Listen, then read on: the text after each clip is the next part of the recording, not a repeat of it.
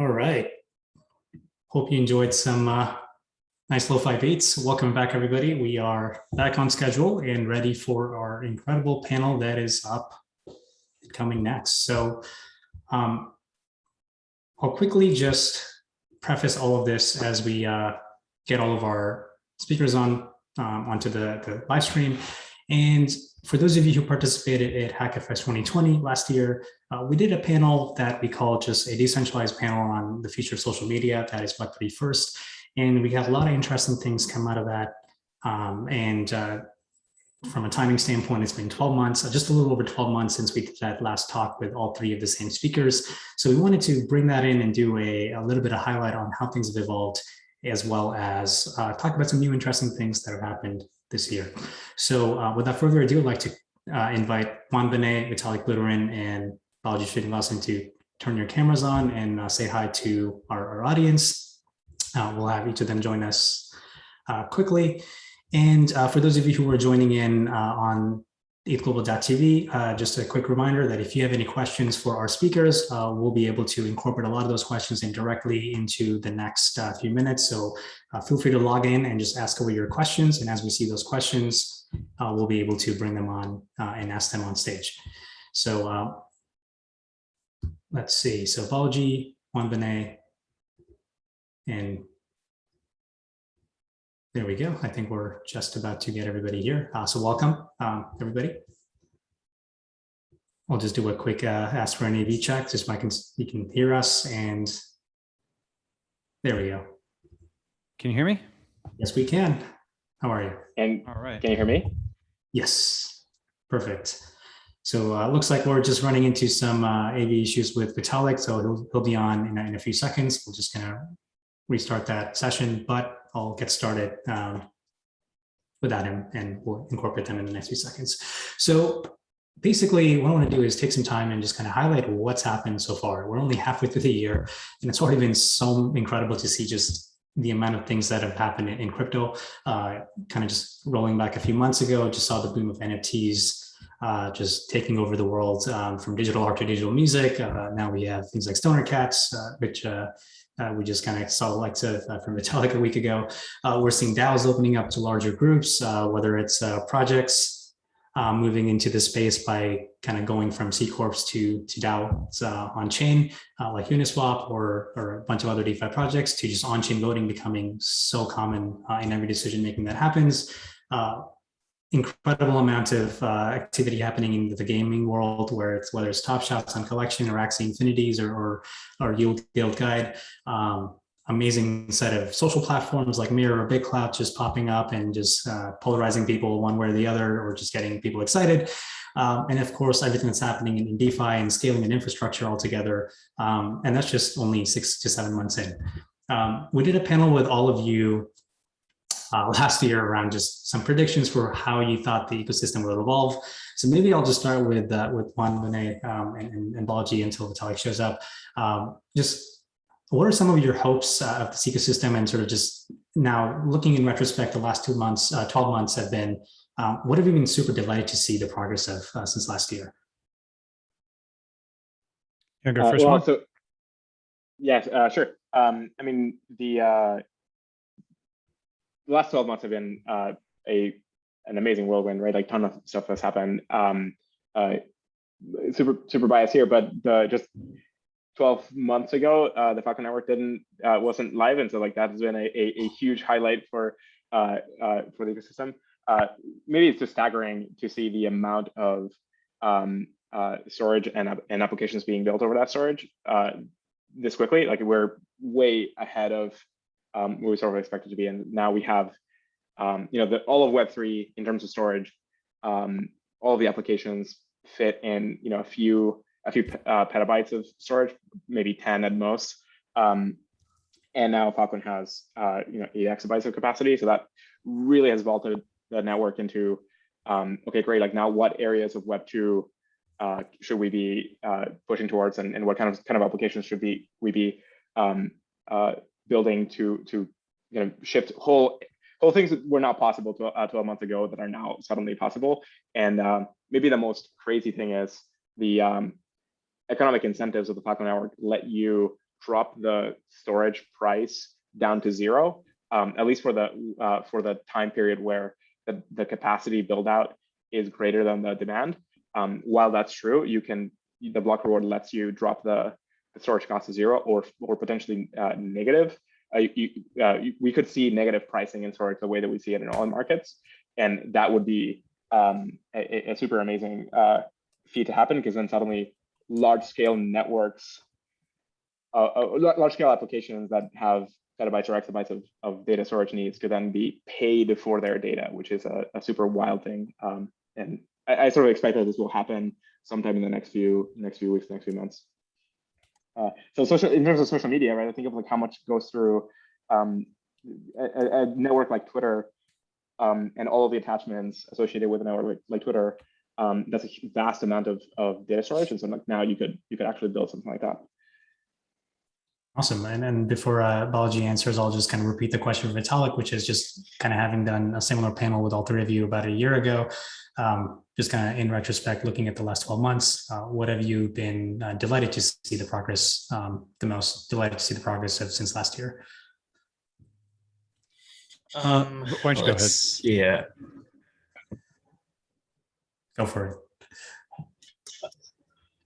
Sure. So I think, let's see, the ongoing progress of ENS is obviously really nice. NFTs just showing that any application other than DeFi can succeed, and that it is possible for blockchains to attract like constituencies other than DeFi type people. And it's obviously not the same constituency they'll be attracted by decentralized social things, but it's at least like n equals 2 is a better sample size than n equals 1. So that it's, I guess, a sign to be optimistic. In some ways, myself realizing that crypto Twitter is terrible is something that has made me bullish on the fact that there exists space for an alternative. Like, I think the narrative historically has been that like, hey, the existing centralized stuff like works great, and unless you're one of these either very idealistic types or very, very weird types that says things that get censored all the time, then like, what need would you even have? But like, that's no, like there's a huge just like there's all sorts of like very different reasons why someone would want something different from existing kind of centralized media, and like they even, I think, points to kind of similar directions for a solution. Yeah, that's what I'm thinking about them. I mean, obviously over the last year, DeFi has gone vertical. A bunch of things have, been working that were not working for some time. But, for many years, I have been tweeting and thinking about decentralized media. And that's the thing that I think is, it's not like the digital gold story or the decentralized finance story go away.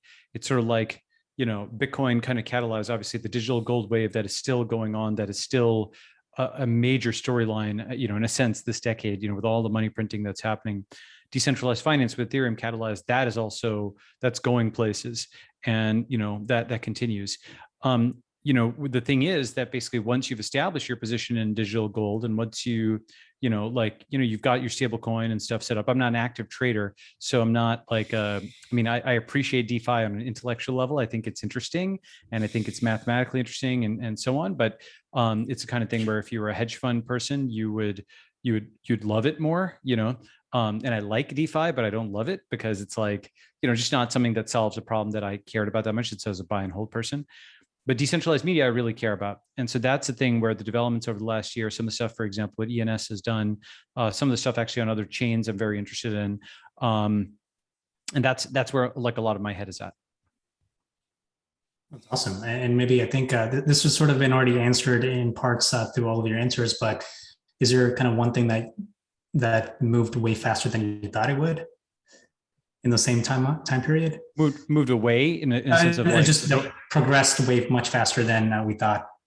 Oh, well, I mean, obviously the rise of DeFi over the last year is one of those things where, the meme with the poking with the stick, like, go ahead go ahead and do something. And Do something. that's what yeah, that's what always happens with crypto, is that, you know, it's this thing where nothing works for several years, and then it all suddenly just works at once. And if you are relying on the headlines or the news to track progress, as opposed to, you know, like checking in with projects and being in the Discord and being on the GitHub and watching it, you would think nothing was happening, and then it just kind of suddenly goes vertical.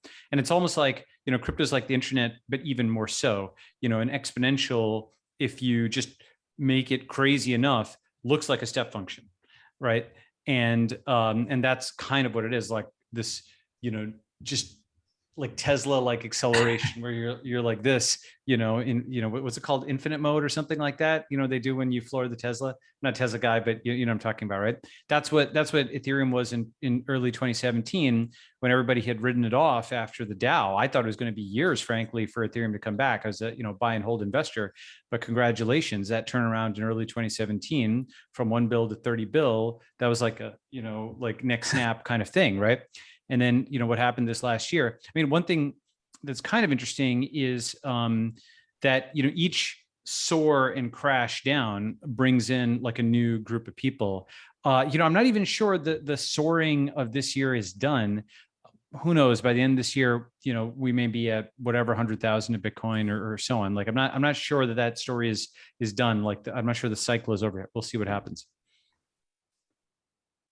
That's awesome. I was going to bring this up later at the end of the wrap up of this, but just want to just make sure that I tell everybody that today is Ethereum's birthday. It's the 6th birthday for the Ethereum protocol, and it's an amazing day. And just kind of looking back and what's happened in the past 6 years, and just slicing that every year, just the exponential growth it's had at every 12-month windows. It's incredible to see the millions of lives and just new opportunities created for so many people. So today is a fun and awesome day, and can't wait to see what the 600 plus hackers are going to build in the next few weeks that incorporate everything else in Web3. So Vitalik, you did a talk last week at HCC around just things that are exciting outside of DeFi. That was the name of the talk, and you listed a handful of things. We're going to definitely slice a lot of those topics and focus on a lot of the decentralized media piece. But just for the people who are not able to catch that talk, would you be able to highlight some of those high-level themes and topics you talked about on what's exciting beyond just DeFi? Sure. So a big one was decentralized social media. I think, like, to me, decentralized social media is compelling, both because, like, there is a need, like, as I had some slides there where I showed just myself tweeting my last 3 blog posts, and the responses were like, hey, when ETH, hey, you should check out Harmony $1. Hey, you know, when Dogecoin, and it was just like, for myself personally, Twitter is just a completely useless medium for the discussion at this point, which is sad.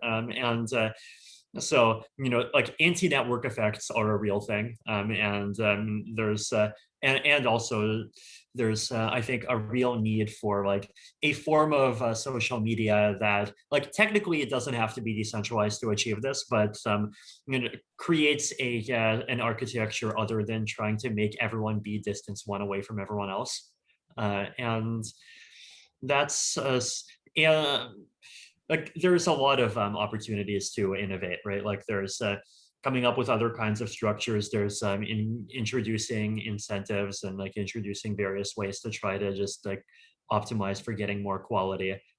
There's all sorts of things that you can do.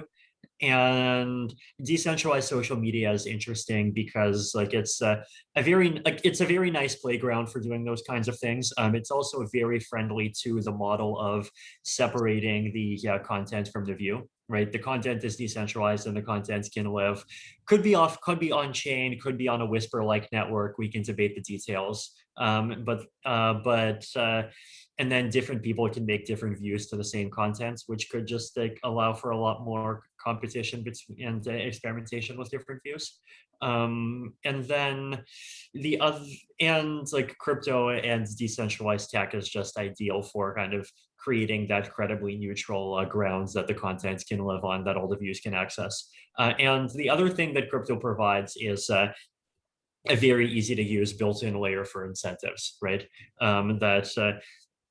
like you can have incentives for, could be posting, could be moderation, could be meta moderation, could be like there's all sorts of ways to potentially integrate incentives in. Like there's plenty of there's I'm sure lots and lots of really bad ways, but there's also some good ways as well. And like just I think realistically the only way to discover the difference between the two is probably going to be experimentation.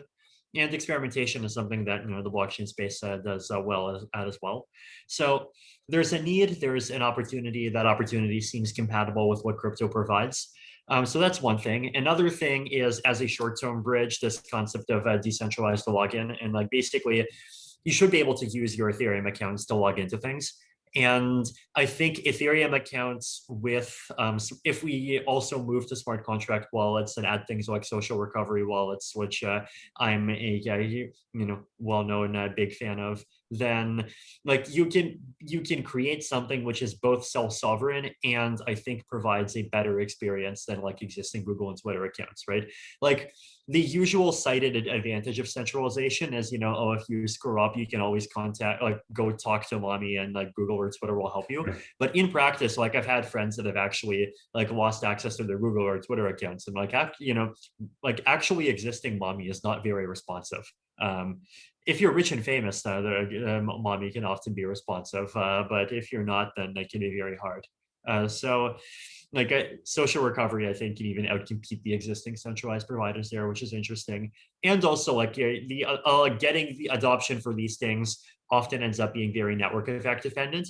And the really nice thing about Ethereum accounts is that like they already have the network effects. There's already millions of people that have them. So piggybacking off of that and off of the fact that like they're not going to lose their accounts because their account already stores other like crypto tokens and DeFi things that they already care about. So that's 2. And then 3 is retroactive public goods funding. So basically, Ethereum, like I think we're already entering this transition stage from DeFi to DGov, and like talking about DAOs and how those DAOs are going to be governed.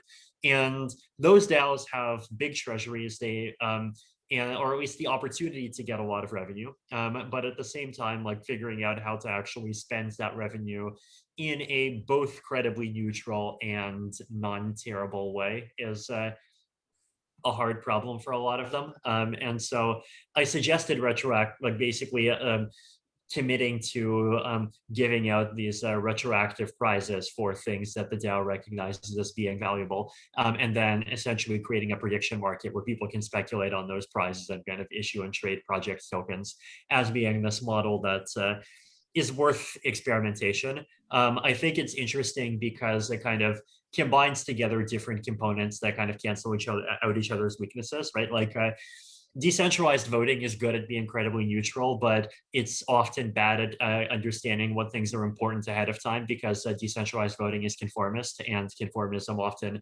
is not good at figuring out like what's going to be valuable in the future. And then like prediction markets are like this wonderful technique for like basically empowering people who are good at predicting the future and letting them guide decisions in the present. So combine those two together, and this seems like it's a direction that seems very, very worth experimenting with. I mean, I think there's other themes as well, and like I think the core themes are like, one is branching, like, well, the core theme is obviously branching out beyond DeFi, and I think like branching out onto just spheres of human coordination that are non-financial, and like discussion is a big part of that, and governance is the other big part of that. So like, can we make both of them better? Coordination, the paying for retroactive funding of good works is a thing that crypto can enable now, that people have been talking about for a very long time as something that is clearly very useful and clearly necessary for many kinds of impact. And in R&D especially, you have like this world where the science and what you know so far can give you a glimpse of what is likely to be made. The market is not good at incentivizing what's very close to the science. The market is good at incentivizing the production of the actual making of products that are very close to end users that can pay for something. And so you have this chasm, this Death Valley chasm in the middle, where R&D is fairly difficult to do and pay for and so on. And historically, it's been the realm of either entrepreneurs building a new thing, and that's like a pretty difficult, hard pathway, getting way easier with time, but fairly unpredictable, or the realm of like massive tech companies that can stomach the kind of like $1 billion per year, $1 billion to $10 billion per year budgets for R&D, or governments with kind of like large agencies. But when you add up all of the funding scales of all of the government agencies and these large corporations and whatnot, it doesn't actually take that much money to do that kind of large scale R&D. The problem is that it's a coordination problem. And if you can do the kind of retroactive funding of R&D scalably with this and kind of pipe in the tens of billions of dollars worth of value through, you could vastly accelerate very hard work that right now is not getting done at all. So many industries are rate limited by the ability to do this kind of R&D pipeline work. And the retroactive funding thing, I think, can play a super key role. One of the things that I've been actually talking a lot about today with folks and recently is this idea about certificates of impact. So this is a concrete association of a retroactive funding scheme where people can create a certificate of having done really good work in the past, having a good impact on something.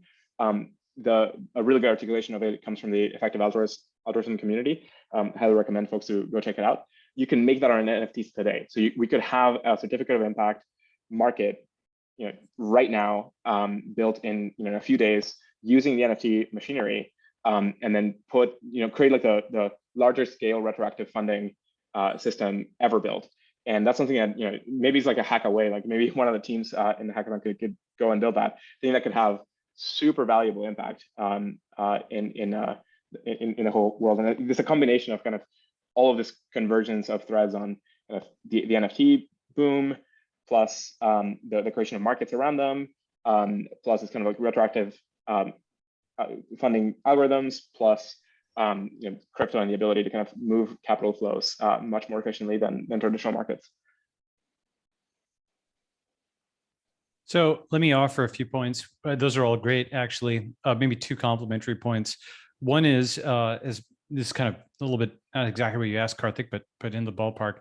One is that regarding everything, Vitalik and I have been thinking a lot about decentralized media. Another angle on this is that we're moving from internet influencers to crypto creators. And an extremely important thing for everybody in Ethereum and then generally crypto is find your nearest influencer and get them into crypto. Find your friend and get them into crypto. Let me explain why. First is these are folks who are distribution channels that are not legacy media channels, that are individuals that you can have like a human-to-human conversation with, and you can kind of turn them on to what crypto allows. In particular, many of these influencers get either $0 or very throttled dollars from their existing platforms. YouTube gives them some money. Other platforms like Twitter, give them none. And we're already seeing that move to Substack and so on, and now to Mirror and to BitClout and other kinds of things. And so I don't think of this as a small thing. I think of this as, at least in terms of scale, the transition from, communism to capitalism in East Asia and China and what have you, like obviously there's a lot of human rights abuses that are happening there, but just at the property rights level, you didn't actually own anything in China. The teeth in your head under communism weren't actually even owned. There's this great article on this, the secret document that transformed China at npr.org from several years ago. Point being that nobody could actually own anything. They didn't have property rights in the sense of Hernando de Soto. It was essentially something where everything belonged to the collective. And that actually is the state of Facebook and Twitter and social media right now. There is no such thing as digital property rights prior to crypto. And once you actually truly own your profile and it's not really owning your data per se. That's kind of a misnomer because you could always download that.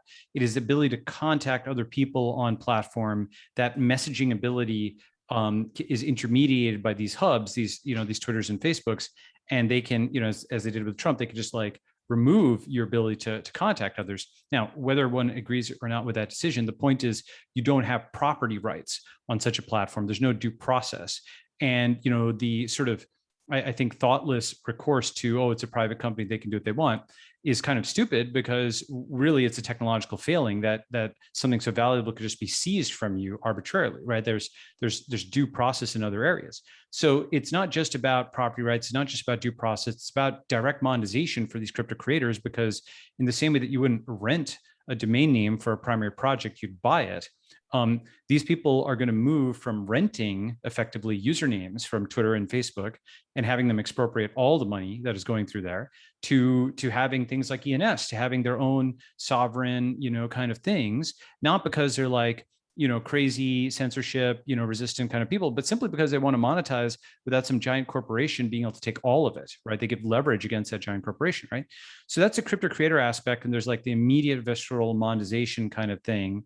But then there's the second order, which is having creators on sides is going to be crucial in terms of having the voice to push back against silly regulations, thoughtless regulations, both in the US and abroad. And if you've got something where someone's making even $1,000 a year from accepting cryptocurrency on their website, or they have a handle where they realize, hey, I can't be deplatformed by Twitter or Facebook, then they realize that a lot of these pushes for regulation are not about consumer protection. They're about bank protection. They're about, Facebook protection and Twitter protection, right? They're not about protecting consumers. They're about protecting corporations from the depredations of disruption, right?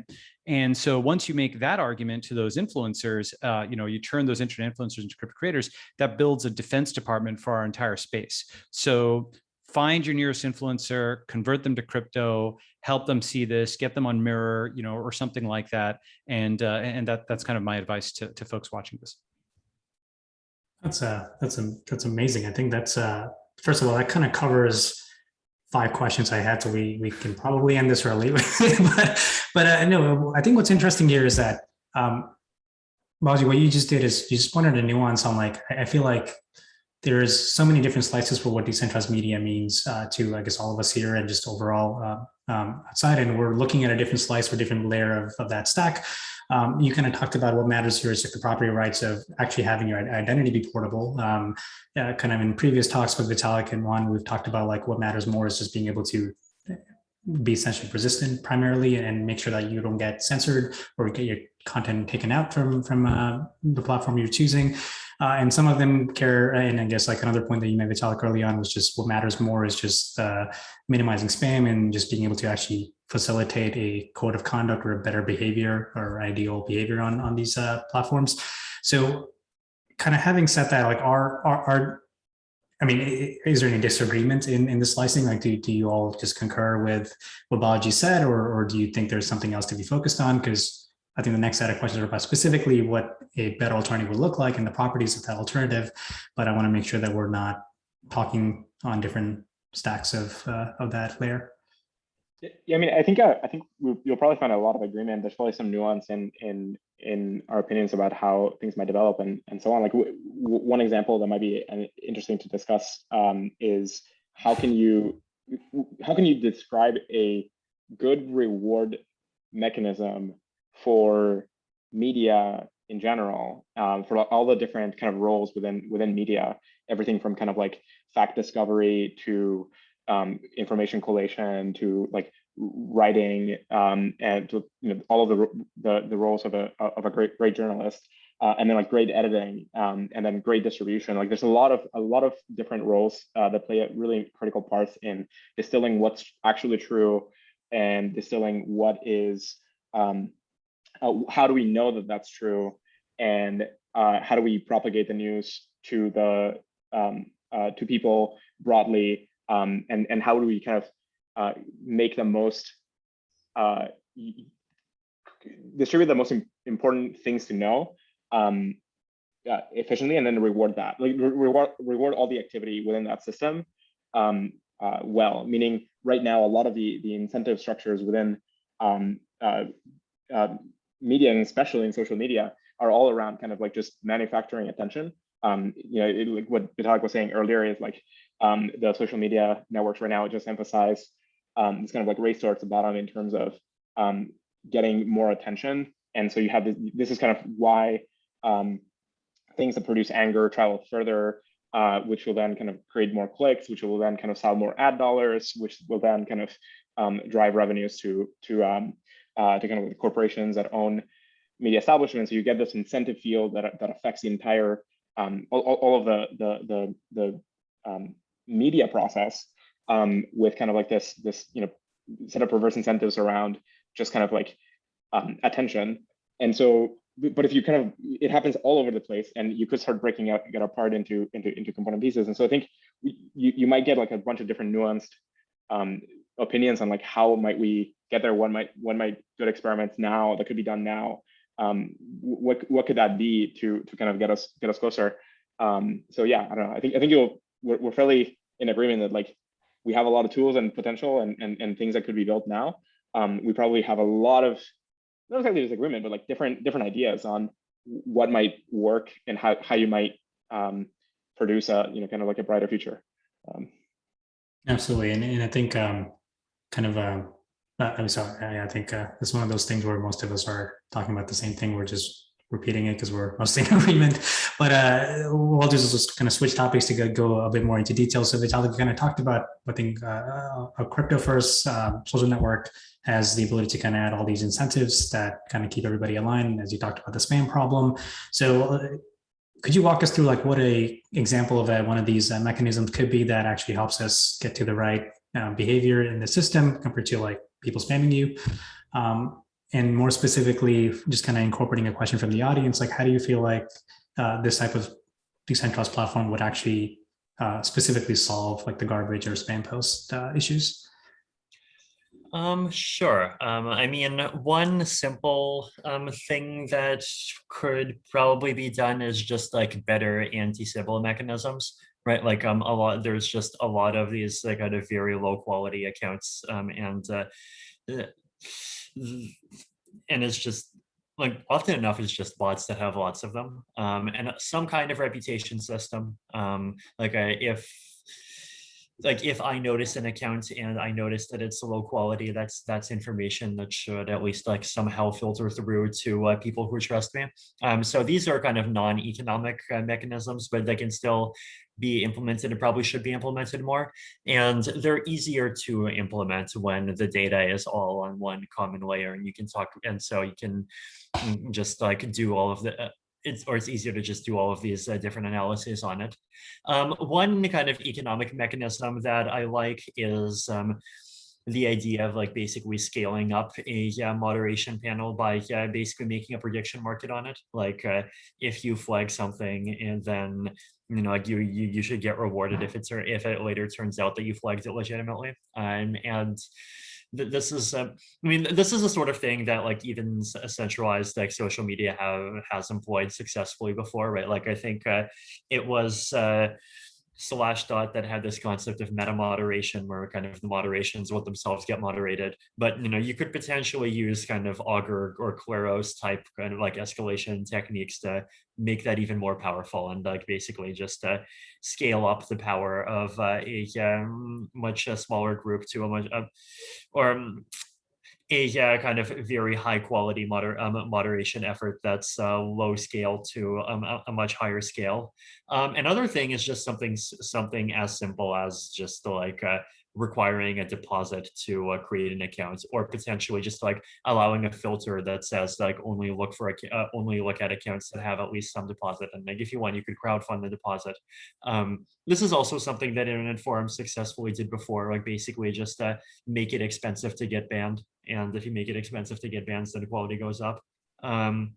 Like there's what other things? I mean, reputation systems could be used for a lot of things, like the concept of blue check marks on Twitter, right? Like it's basically this system of essentially social stratification that's being implemented on a platform whose CEO is a person, I think last time I checked, half of whose Twitter is like is promoting Bitcoin things, and like I don't know, something that's more credibly neutral and user driven in some way would be just interesting to see, and something based on some could be reputation scoring, could be and then could be like economic for people who aren't already plugged into a network and so don't have a reputation to fall back on could be interesting to see as well.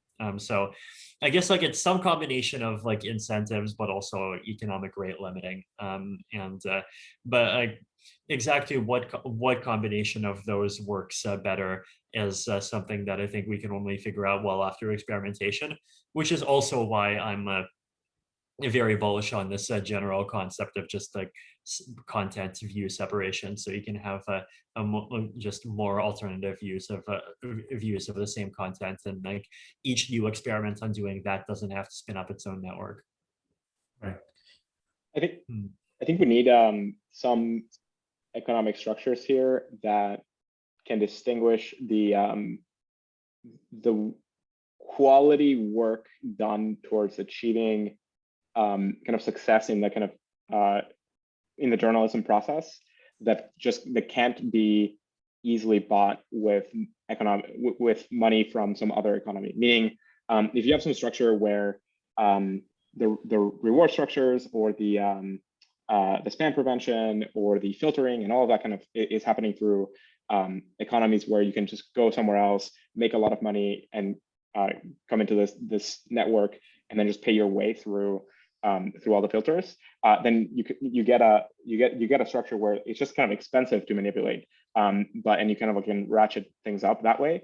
But I would love to kind of find very good economic structures that quantify and reward the high, like the signal to noise ratio filters, meaning where you have kind of like excellent propagators of quality information, where people are being really good at filtering or recasting or connecting pieces of information, and making it much more highly effective to kind of listen to the things that those people have filtered or improved or kind of recast or added to.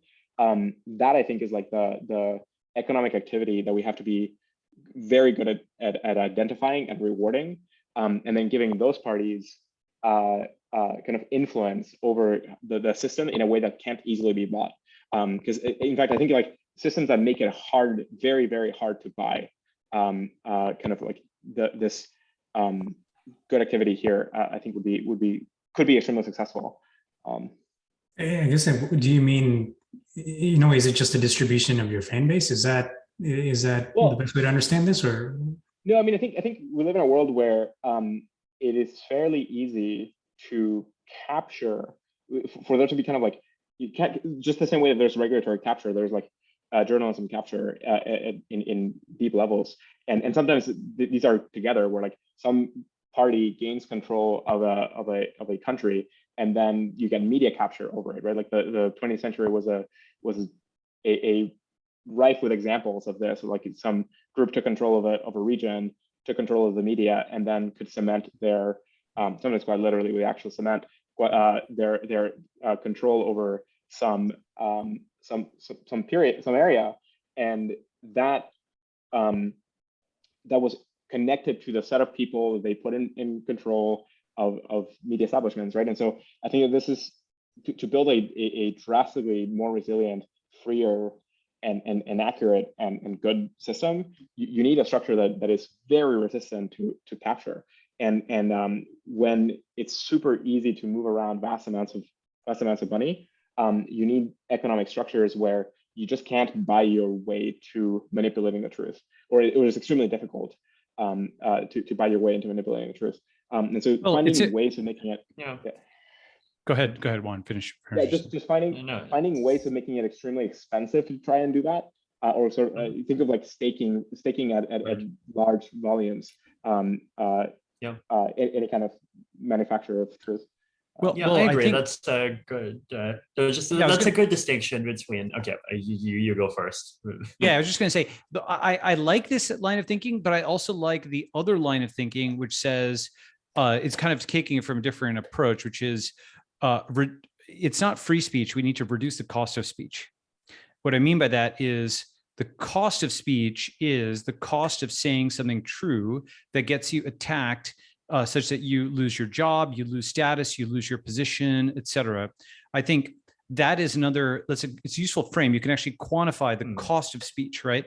It is no longer, the cost of buying a printing press, right? Like that was actually the bottleneck. The Unabomber in the early 90s, why did he go and send these bombs? Because he wanted to get an op-ed in the Washington Post, right? Now that kind of lunatic is on Twitter. And if the Unabomber was willing to kill people for the distribution, there's a lot of crazy people on Twitter who are certainly willing to fight you online for the distribution, right? And like the Unabomber, like their tweets may parse, they may seem moderately coherent or whatever, but they're actually, psychopaths and sociopaths, maybe not quite to the point of blowing you up, but certainly of wanting attention for their cockamamie concepts, right? And so the issue is in this kind of environment, we do have lots of crazies out there. But what the response has been basically to try to jam the whole thing in a box where, the cost of speech in the sense of you can just hit enter and tweet, that's gone down. Like the printing press, you don't need that anymore. But people have been trying to raise the cost of speech of anybody who's not in the establishment by various kinds of things where you can't say that, the coronavirus could have been a lab leak, but, when it's printed by the great and the good, then we can now all discuss it, right? It's like that FedEx ad from a while back where, everybody in the room, some guy proposes that, you send it via FedEx and everybody kind of, looks at him and then the CEO says, we should send it with FedEx, right? And it's like, I was like, whoa, great idea, and so who's saying it versus what is being said. So I think that that's an alternate take. I'm not disagreeing with you, Juan. I'm just saying an alternate take on it is reduce the cost of speech with pseudonymous publication, reduce the cost of speech with the pseudonymous economy so people can't be canceled and they can actually earn outside of these, social networks where they can be pressured into saying something false. Reduce the cost of speech with remote and with allowing people to work overseas, reduce the cost of speech by bringing new kinds of voices into the discussion as opposed to these legacy media corporations. So that's my only thing is I like to have multiple experiments in crypto. I don't disagree with your approach. I just want to put that out there as a complementary way of thinking about it. Yeah, and I definitely actually I really agree with both of those. I guess both of you. Now, Juan, what I wanted to say about economic incentives is that I think economic incentives are not a homogeneous category, and there are incentives that are very exploitable and there are incentives that are much less exploitable, right? Like one just example of this is like prediction markets, right? Like after the election last year that Biden won in early November, there were a bunch of people that were still betting and were willing to bet huge amounts of money on the fact that like the Supreme Court or whoever would somehow pull a Deus Ex Machina and turn the whole thing into a Trump victory. And I just like put hundreds of thousands of dollars of my own money against him, and I made a nice $50,000 profit, right? So like that's a good mechanism where the harder you try to manipulate and mislead, the more you're just like feeding profit to your enemy. So like that's as good as an incentive can get, right? But on the other hand, there are things where if you just like with a Uniswap votes, there's for governance, there's literally already people trying to make private deals to pay people to vote on their proposals. So there's both extremes.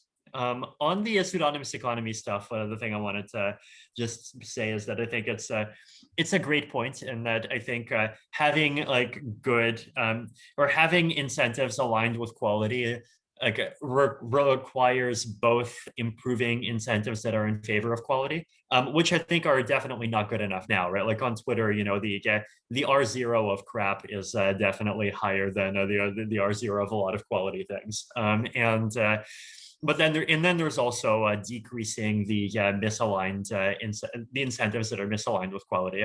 I actually had a bit of a run-in with this literally 24 hours ago. So I published and tweeted a link to this blog post that I wrote about why I think the Gini index is overrated.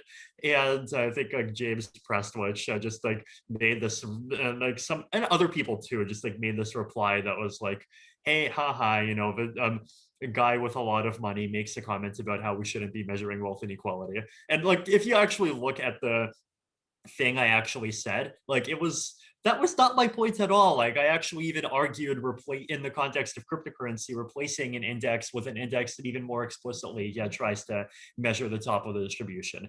But alas, so we have this culture where like by default everything you say is just like so totally is like supposed to be totally enmeshed with your identity, which just makes it like much harder to have actual decent arguments. And if we can use pseudonymity and zero knowledge proofs and similar technologies to kind of separate speech from identity while at the same time retaining your the benefits of persistence, or the way in which persistent identity encourages quality with things like pseudonymity. Like, I think that's something that could be really amazing. Like, so I totally get it, even very personally. Yeah, I mean, like, go ahead. I completely agree with a lot of these points. I think that one of the worries though, so trouble in both directions, right? Because in one direction, you get into a world where you can diffuse access to speech and propagation of speech. You can lower the cost of speech, but then you need some mechanism by which you can gather around signal, and not just truth, but putting not just verifying that things are true, but verifying the context in which that conversation is being made. So one of the things that social media right now sets up is the kind of breakup of the mainstream conversation into a bunch of small bubbles of conversation, and that becomes way easier to just go in a bunch of directions, because you allow a lot more contrarian thinking, a lot more exploration of new ideas, a lot of exploration of what might be possible. You make it harder for the mainstream to control opinion and so on. And so it makes it harder to kind of like take over opinion and whatnot. On the flip side, it also creates an environment where it is way easier to manipulate conversations and way easier to manipulate belief. And so you have right now, with the internet already today, it's kind of like even though there is way faster diffusion of knowledge, way more access to all information that humanity has ever assembled, way higher quality distillations of that information, way more direct access across people in a real-time fashion to every expert on the planet on every field that you can think of. Like, you can, you could talk to them that day if you really needed to Twitter or things like that. However, the conversation are so diffused and so kind of there's so many battlegrounds drawn on so many different kind of memes that you're in a situation where people are going into various different bubbles, and in this period you have a rise of way more information manipulation and like the belief in all kinds of things that are very trivially easily proven false, and so you have like this simultaneous thing of making it easier to explore the non-mainstream ideas, also paying the cost of like eating the fact that is going to cause a huge diffusion into many more ideas that are many times like also super dangerous, right? Like we're living it through right now. Like, the anti-vaxxer meme complex is extremely powerful and growing a lot. And every country, I've been traveling for a few weeks, and all the countries that I've visited so far, their anti-vaxxer population is increasing dramatically, and it's even through the last pandemic. And so it's one of those bizarre pieces of reality right now, where while we're all connected, while we have access to all the facts and knowledge, you still have like information manipulation being so easy to do now, that the facts could be staring people in the face, and we just don't have like the right epistemology for people to kind of understand how to process those facts, how to process that information, how to get to know what's true. And I think like solving that problem is a very non-trivial thing, and we don't have a good set of structures. So maybe a question for the groups, like how do we solve that? Well, I actually have a talk on that coming. I can preview if you're very interested, but basically like rebuilding our information supply chain. And, one thing, by the way, I think that's really important is to distinguish between, social consensus versus truth, because they're not the same, but often we'll say, oh, that is true because there was a social consensus. And in fact, I think you can sort of position facts at two poles. Like, there's the political facts and the technical facts, right? So political fact is something that's true if enough other people believe it to be true. For example, who is the president, or where is the border of a country, or what is the value of this good, right? That's actually like a psychological phenomenon. If you can install software to enough people's brains, you can change the value of these variables, right? There's social consensus. Then on the other side, there's things that are purely technical, like what is the result of this equation, or what is the diameter of the coronavirus under an electron microscope, or what is the value of the permittivity of free space. Those are physical constants where it does not matter what people think. That's not something where installing software in people's brains changes the outcome. Those are physical facts that are independent of any human being, and an alien would come to the same conclusions, right? And then what's interesting is what cryptocurrency has done is it's actually taken things that were previously purely in the realm of politics, like the O'Brien style 1984, where if you can beat enough people, you can change it. And it started to anchor them with technical facts like, the value of this equation determines the value of this currency. You sort of pull it back over here so the madding crowd can't just flip on a dime and be like, oh, it's a lab leak, it's not the lab leak. Oh, we value this. It puts at least some friction there, right? You're using the social consensus is around a mathematical fact that can't just change instantaneously, right? So it's a degree of mob resistance, a degree of intentional friction in the equation, right? And so to me, prediction market style bets, I am somewhat, Vitalik, I know you won money on it, but if, for example, just take a historical example, your prediction market was, okay, who's going to be adjudicated the guys who committed the mass murder with Katyn Forest, right? Which you may be familiar with, right? That was something where the Soviets blamed it on the Nazis, and everybody thought it was the Nazis who did this murder of Polish officials during World War II. But after the Soviet Union fell, the archives revealed it was actually the Soviet Union, right? And that's like an example, this maybe an aberrant historical example, but it's actually maybe not so much because there's this great book, by the way, you should read called The Gray Lady Winked. I actually put it up there with The Sovereign Individual. It just came out a few months ago, which shows that we've been constantly gaslighted by the New York Times Company and by these other institutions. And it's not just that they sort of wrote themselves out of causing the Iraq war with false information, or wrote themselves out of messing up COVID with false information at the beginning. They wrote themselves out of all of these other historical episodes where they never actually did have a good informational track record. They printed Nazi propaganda verbatim, Soviet propaganda verbatim, Castro's propaganda verbatim. All of these historical episodes, they basically just were on really the wrong side. And then because they had control of the microphone, later they could kind of rewrite that, right? And so the extent of it, it's like you kind of realize when you go back into the archives and you actually look and you compare what they actually said to what they said, you're like, oh, that doesn't add up, right? So we have a huge problem for every area where social consensus determines truth that's much, much deeper than people think. Yeah, so the book is called The Gray Lady Winked. It's by, here, let me see if I can, oops. We'll get that up to everybody else. Yeah, why don't you put that on screen or something? Yeah. 10 of 10 recommendation. The reason everybody in crypto should read it is the reason I put it up there with The Sovereign Individual is, what is crypto about at the most fundamental level?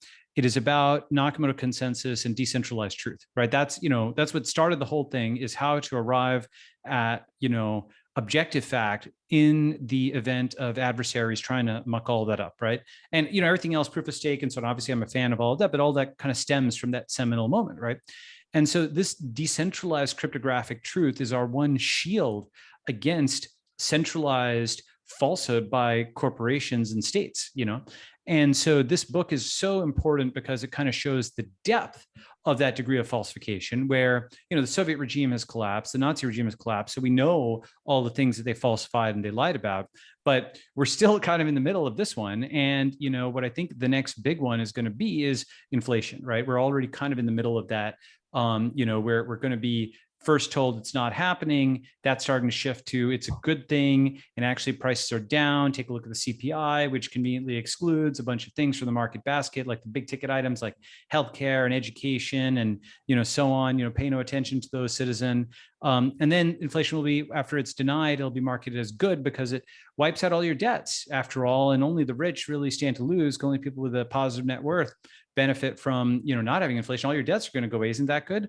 And then it's going to turn to what happened in Argentina and Venezuela and what have you in a particular sense, which is inflation is a social phenomenon. So if you talk about inflation, you're causing it because you're causing other people to believe prices are going up. So therefore, talking about it, it's actually kind of a thought crime, and it's irresponsible to do that, right? And I know that sounds paranoid, but that's exactly what has happened if you go and read, the history books. And not even the history books, the present books, right? You talk to Venezuelans, unfortunately, that's what's going to happen. Now, is it going to play out exactly like Venezuela? Who the heck knows? I do know that this decade is going to be a crazy collision between, I think, Bitcoin maximalists and the state and so on. And I'm not looking forward to that. But I do think that whatever we do need to have decentralized sources of truth. We need to have shadow statistics that are not simply guys in their basement making things up. It's very important. Like the establishment tries to portray deviations from the consensus as being QAnon, as opposed to Satoshi-anon, which is pseudonymous and above the establishment as opposed to below, right? And that upward deviation, there's anti-vax, but there's also the folks who saw coronavirus before the mainstream press did, and that's like they're for the most part pro-vax, right? And so we have to be here. We have to have a better set of facts in the establishment. We have to have pseudonymous publication. We have to be here and completely resist both this and the branding of being, deviation and below. It's like contrarian but right, if that makes any sense. There's more I can say on actually. We'd go after the inflation service, but let me give the mic to somebody else for now. On the contrarian but right perspective, like that's exactly the area that where we need this most, right? So it's the problem is right now so far human systems are pretty bad at figuring out those when things are contrarian but right. If you get the closer you are to physics, the easier it is, basically, because you can run experiments and test it, or the closer you are to math. So math and physics are fairly easy. As soon as you get away from that, it gets harder and harder and harder. And you enter much more into intersubjective realities that you're talking about in terms of. Okay, so let me talk about that for a second. Let me talk about it for a second, because actually I have a spiel here, and I'll put out a talk, and you guys can shoot down, critique it, right? Yep. So basically, right now we have this huge problem where people are like, oh, you don't agree with science, huh? And the thing is, what they're doing, there's a difference between science and quote unquote science. What's happening is people are stealing the prestige of Maxwell's equations for some shitty data analysis. Okay.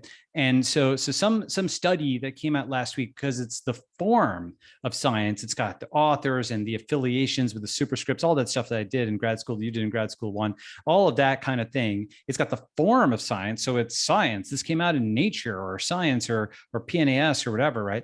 But the thing is, the number of independent replications of that study is 1 trillionth of Maxwell's equations, less than 1 trillion, right? Every single time, what we're doing right now is an independent replication of Maxwell's equations, right? If we were wrong about how the E and B field evolved with time, this wouldn't work, right? And we're replicating various results in quantum mechanics. All these different things have to work in an extremely consistent way for us to even have this conversation, right? And so those are scientific results that deserve the prestige of capital S science. But some study that came out last week, which doesn't have a public data set, which often doesn't have the code to generate that data set, and which often the PDF is behind a paywall, simply is not on the same scale when you measure it on the right scale, which is number of independent replications. Now, the thing is, what people will then say is, okay, what are you saying, Balaji, that everybody's supposed to go and replicate every study in their home? We're supposed to build like a chemical vat and a cloud chamber, an inclined plane, all this apparatus here? I'm like, well, maybe, but I will give you something else, which is, yes, independent people, we don't all have, most people don't have these scientific apparatus in your house, but what you do have? You have these things, right? You have these computers, right? These phones, these laptops, these very powerful computers. And so everything that is computational, you can replicate locally. Now, there's actually a concept here in science called reproducible research. And the idea is that just like you template a website from a database, you template a PDF from the code and data. And so you release the data and the code where you can hit enter and rebuild a PDF, right? Yeah. So this concept is reproducible research. It's been out there for 20 years. One concept I have is truly reproducible research, where a service like IPFS or Filecoin, could be used to host that data and that code and that paper. And now what you get is actually a citation graph where you're not simply citing a past paper, you're importing it. And the process of importing it actually has an implicit replication in it, in the same way that when you git clone something and run it, you're effectively replicating that result. It is engineering, not science, right? Now, Vitalik, you okay? Oh, okay. So the point basically is that this is something where, yes, you are still separating it into that which was reported. The code and the data are the only thing that the average Joe can kind of download and muck around with. But that alone is often enough, because you can add up columns and rows. You can see if things are internally consistent. You can run Benford's law type tests to see if the stats have weird digits. There's all kinds of tests that you can at least see to see if the thing is internally consistent, number one. And then number two, if you want to go further, for example, in sequencing analysis, anytime you're doing anything with real data, you'll find so-called batch effects, right? Where you run the exact same experiment on this instrument and this instrument, and there's like slight differences in levels of the illumination and so on, just due to batches.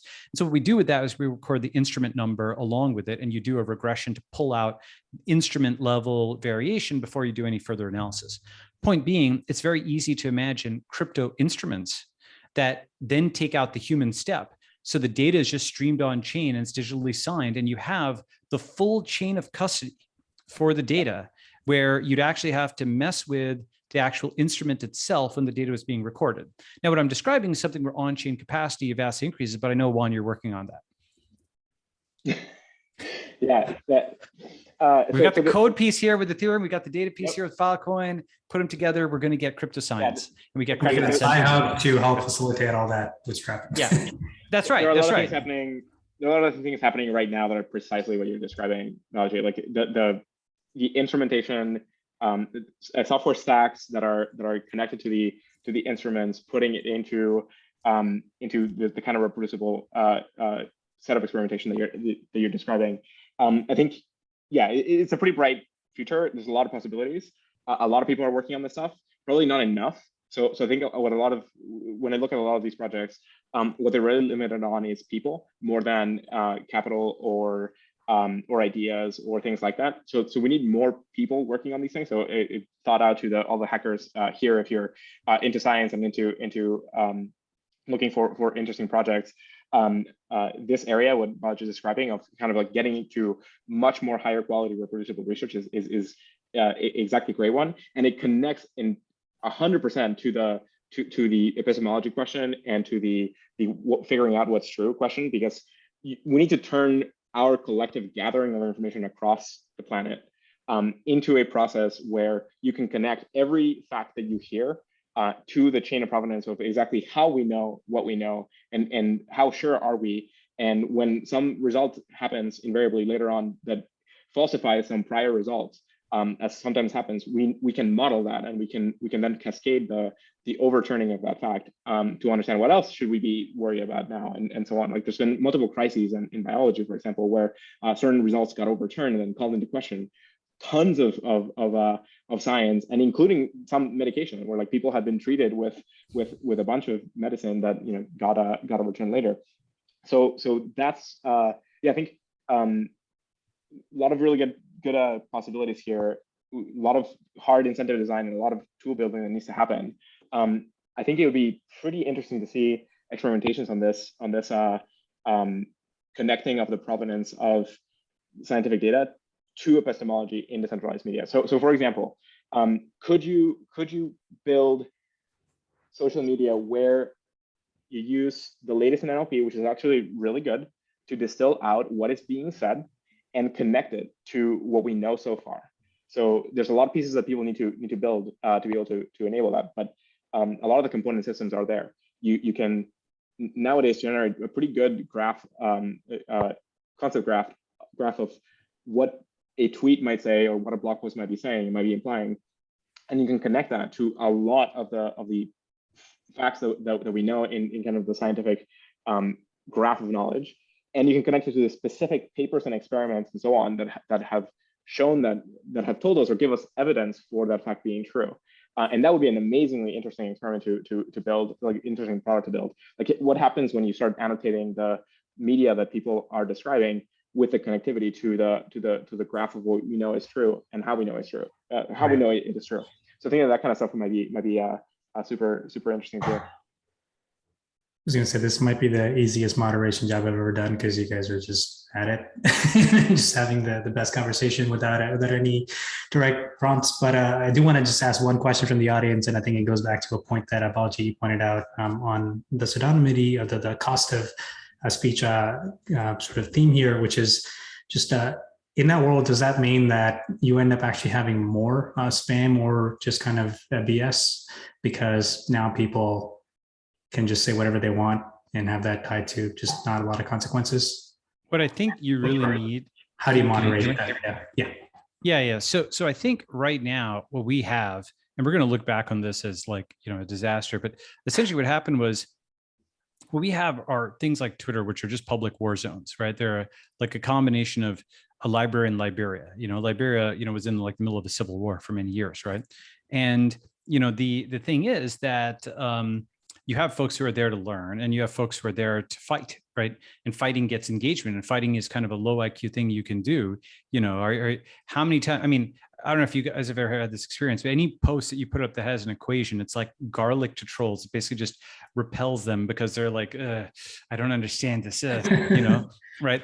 I kind of want, like, every time I type water to substitute with dihydrogen monoxide as a sort of a troll repellent or something like that, right? But rather than try to do that sort of verbally and erect these sort of impromptu defenses, that's kind of like wearing a mask when you go outside. You might have to do that when the state has failed, but ideally what you want is a collective that prevents the virus from even getting there in the first place. So I think the next generation of social networks will not be these giant assemblies of people who have nothing in common besides a desire to get as many likes as possible that day, but instead they'll actually be cryptographically moderated networks with purpose, basically proto-nations.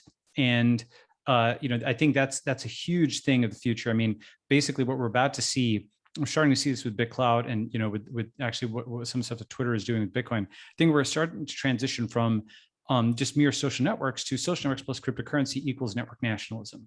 That is to say, you don't really care if somebody joins Instagram, but if you're a holder of crypto Instagram, you do care. Suddenly you're recruiting for it in the same way that you're recruiting for a cryptocurrency. And so the point is that these network nations will have not just their own cryptocurrencies, and their own values, but their own standards for what is true and not true, and so on and so forth. And ideally, there's at least one that is run by rational scientists and engineers, and that is essentially the filtering, like if you centrifuge something, right, you get all of these different layers out.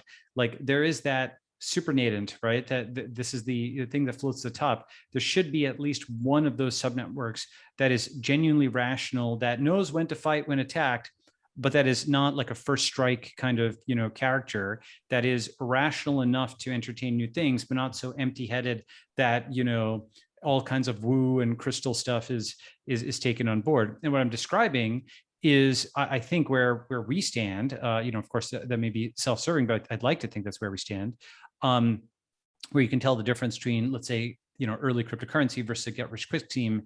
One has technical substance, one does not. Same with longevity. There's actually technical substance there. It's not simply charlatans peddling a fountain of youth, but there's actually data and science there, right?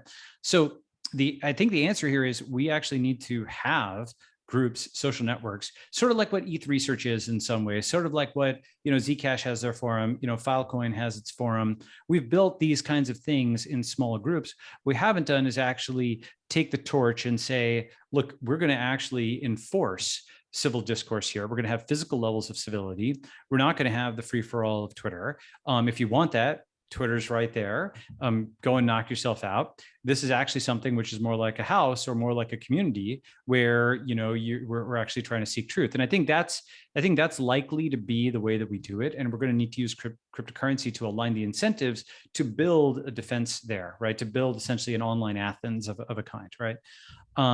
That's how I think about it. I'm open to your thoughts. So just like for Vitalik, maybe kind of similar line to that same question, which is just understanding, like, okay, if you have this as a premise, does that mean, well, not does that mean, like, to my understanding, this creates more of these sub-communities and fragments, kind of groups to self-associate with the similar types of groups. And like, there are definitely negative effects to that type of behavior. I feel like Twitter, even though you have celebrities and doctors at the same time, like they can still have a bit of discourse, but do you kind of prevent fragmentation in these worlds, or Yeah, is that a good thing? but here's the thing: 1950 was like peak homogenization, right? You had one telephone company, AT&T, and two superpowers, the US and USSR, and three television stations, ABC, CBS, NBC, right? And it was the 20th century was the age of these gigastates, right? The US and the USSR, but also the PRC and so on and so forth, right? And as you go forward and backward in time, forward to like 1991 and backward to 1890, you actually start decentralizing. That was like a super centralized moment. You go forward in time, you get cable TV and then the internet. Backwards in time, you start to have, the robber barons that got, crushed by FDR and Teddy Roosevelt, and you have the closing of the American frontier in 1890. And in many ways, our future is our past, where we're kind of having, the tech barons are like the robber barons, or the cryptocurrency are like the era of private banking. The coronavirus is like the Spanish flu. Socialists and nationalists fighting in the streets is like Weimar. The inflation is like Weimar, and so on and so forth, right? We're kind of replaying in sort of a kaleidoscopic way pieces of our past, because I believe the fundamental driver is that the strength of the centralized state is kind of weakening, at least in the West. And so, another way of thinking about this is absolutely the I Love Lucy days are on their way out, where everybody gathered in front of a TV and they all just kind of watch the same thing, right? We have all these channels, but that's actually a rediscovery of all of this intellectual diversity that existed before that homogenizing moment of the mid-20th century, right? So in a sense, we're actually going back to the future if you take the long enough view. Many different schools of thought, many different kinds of traditions were wiped out by these gigastates of the 20th century. Now we're sort of, having that flourish again. And yeah, some of them are bad, but some of them are really good. And so we're going to have deviation upward and deviation downward, because that's what the internet does. The internet increases variance in everything by removing the middleman, removing the moderator, removing the mediator, removing the medium, which are both good and bad things. It just increases variance in everything. You get more upside and more downside. So we just lean into that. We want to amplify the upside. Yeah, and I think I'd definitely say a very similar thing, which is that I definitely don't think that it's true as a blanket statement that fragmentation is bad. Like, often fragmentation can be good, right? Like, I think there might have even been, like, I don't remember the exact details, but studies where, like, if you do the thing where you get a bunch of people to like vote on how many balls are in a jar, and like the results are more accurate.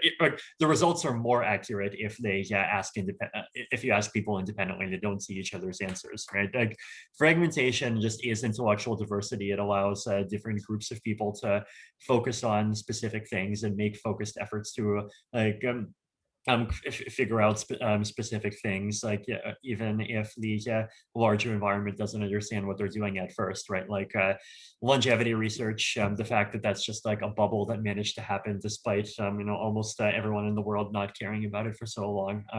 Caring about existential risks like AI risk, that was also the result of a rationalist and kind of effective altruist philosopher bubble. I think it's not so much fragmentation versus being worse than no fragmentation. It's that like there is fragmentation, and the question is, are the fragments going to have positive sum or negative sum interactions with each other? And like status quo social media definitely creates lots of ways for fragments to have very negative sum interactions with each other, right? And I like the problem is basically that, like, one way to think about this is that the selection function that's operating on these fragments is one that basically is this kind of internet warfare, and internet warfare does not at all obviously corresponds to quality of an idea.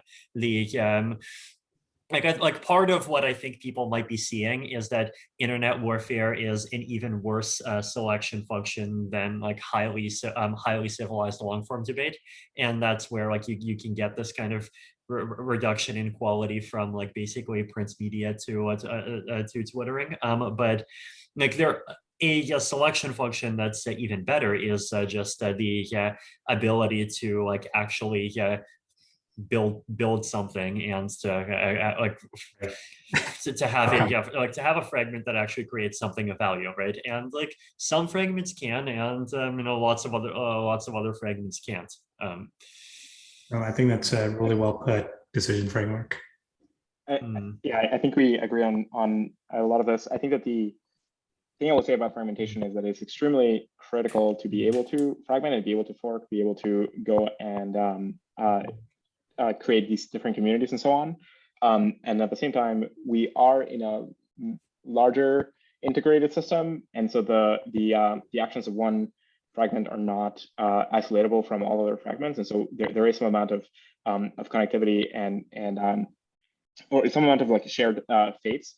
We're entering into a century where the capabilities of technology are so tremendously powerful, and the cost of using the technology is getting smaller and smaller and smaller, to the point where it's going to be super tricky and dangerous to allow a lot of fragmentation if we don't immediately, as fast as we can, connect it to a very good way of testing what's true.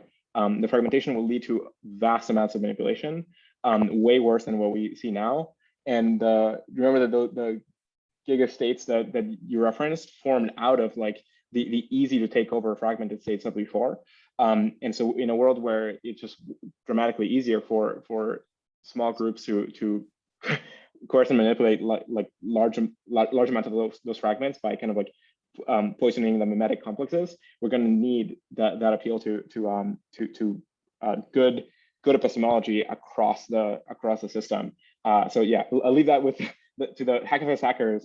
Figure out good ways of connecting us to reality. Figure out good ways of making sure that that in all our decentralized, small, fragmented webs of information that we're kind of building for ourselves, in all our bubbles, we can still reasonably quickly distill and connect what we're saying to reality.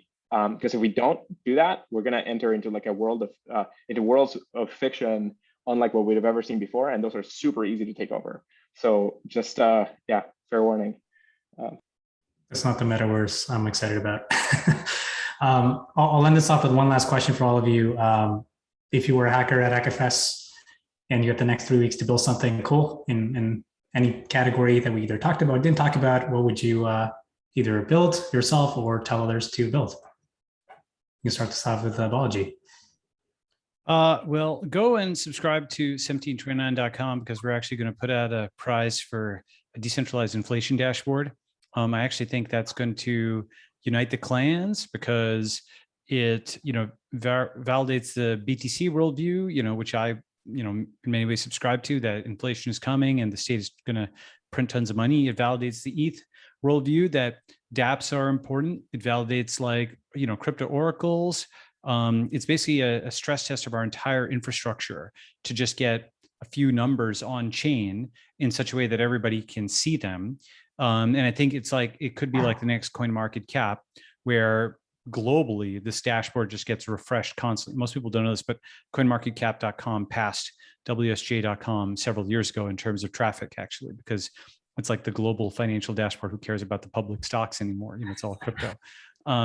And so this inflation dashboard, the critical thing is to have a really good information supply chain that is auditable and better than CPI, because you can't just be like, oh, the vegetables at my store are more expensive, or whatever, because that can be dismissed as anecdotal evidence. You need to basically out PhD the PhDs and do so pseudonymously. You have to be like Satoshi level. But I think that something like that done well will kind of unite the clans and be a very important thing for us to build. It's like a true application that millions of people around the world will have to use. It also brings people into crypto in several different ways, buying Bitcoin, using Ethereum, using, maybe Filecoin, other things to store the data sets required to build those inflation dashboards and so on. So that's something that, go to 1729.com. We're going to send out a prize on that pretty soon. Juan, I think you wanted to say a few things. Yeah, I would say just what we were talking about earlier, I would say certificates of impact are now, you can now make them as NFTs, and they could be super valuable. So go make those.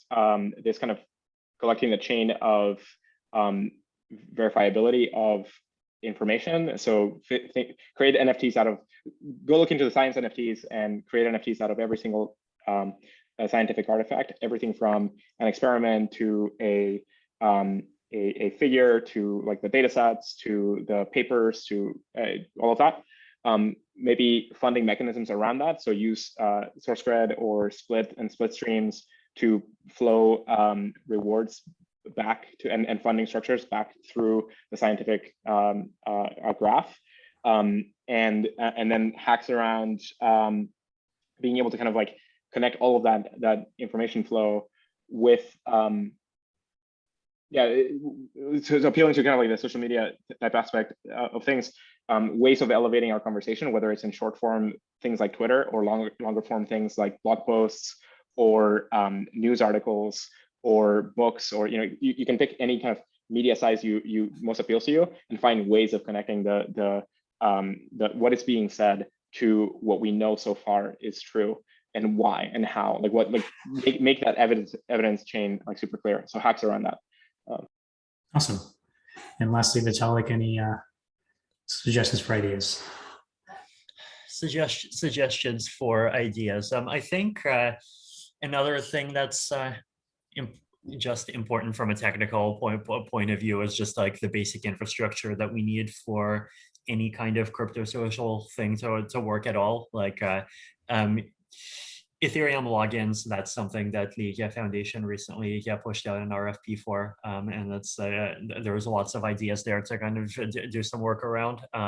The concept of attestations, so just the concept that like you can detect, what kinds of properties some account has, like does it have some ETH balance? Does it have a proof of humanity? Does it have a Pope token? Does it have like some other kinds of record behind it? Maybe even making some kind of better system for attestations, incorporating that in some way. Just like this basic, also better smart contract wallets, like just all of this infrastructure that's like not connected to very specific ideas for social things, but that has to exist in order for all of this stuff to be built on top in the first place. Amazing. Well, I want to thank all three of you for giving us your time today. I mean, from just our perspective, it is incredible that we're able to kind of talk about all these ideas and talk it to a group of people that are going to eventually build it, and the results of which we're going to see in a few years from now. And just the fact that we can have these types of conversations in this community and just have people all of you involved is truly incredible from the global side and just from our side. So we really appreciate your time. And it's just another endorsement from our side to kind of make this decentralized movement a lot more possible and distributed. So thanks again to everybody, and really appreciate you taking the time and through all these different time zones everybody's in. Amazing. Thank you very much. Thank you so much.